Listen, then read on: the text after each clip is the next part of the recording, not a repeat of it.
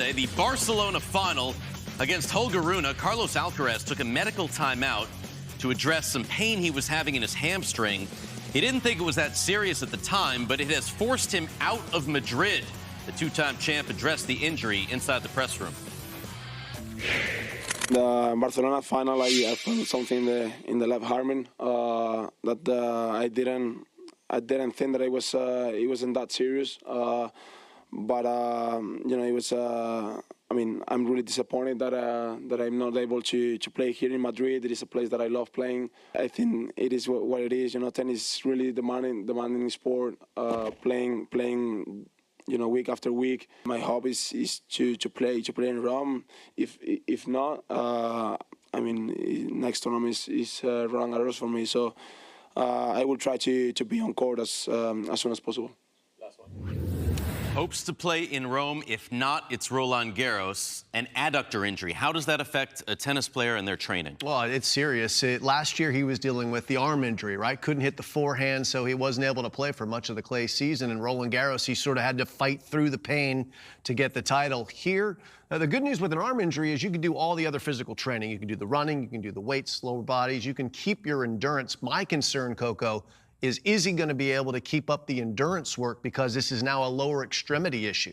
That's always a question. I mean, you would know best at 3 out of 5. It definitely comes in, but it's the latter stages of a tournament where we see Carlos Alcaraz all the time. He's usually contending for the titles, and I think that's what matters most to him are the Grand Slams. As much as we would love to see him in Madrid, he is looking to peak and win Grand Slam titles. I think which is crazy to say, he's already at that stage in his career where that's what's most important for him. So I agree with you, Jim. That is a concerning factor. Will he be fit enough to have the long haul? I think he might, just because youth is on his side. This is the guy that won Monte Carlo, made the finals of Barcelona. Yeah. So he's already got a good deal of clay court tennis under his belt. If he doesn't play until Roland Garros, how concerned would you be? I wouldn't be concerned about his tennis level because the best of 5 gives these players more time. They're protected from a seeding standpoint from playing anyone inside the top 32. Unless you run into someone like a Riley Opelka who can make it not about the tennis, about reactions.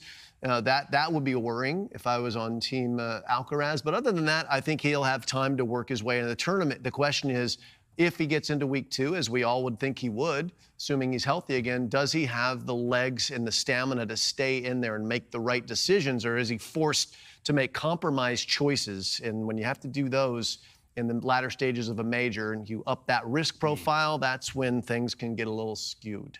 In the press conference, he does sound pretty confident either way, whether he was going to... sound like he was sick to you, or like... Yeah, he sounded a bit hoarse. Well, yeah. You know, they just had that Netflix thing. Maybe he was at like a party the night before, talking too much. I don't know. He was at the Laureus Sports Awards as well, hanging out with Rob. Maybe a couple glasses of champagne. You never know. Sorry, that would never have happened. Don't do that, kids. Nope. He's also a kid, though. They recovered quickly. His voice sounded injured to me. That's what I'm saying. He was not at the discoteca. We'll say that. He knows he doesn't have to play this week, so he can, you know, he has a good balance of life. I'm thinking we're going to see him in Rome. You think we're going to see him in Rome? I mean, I hope so.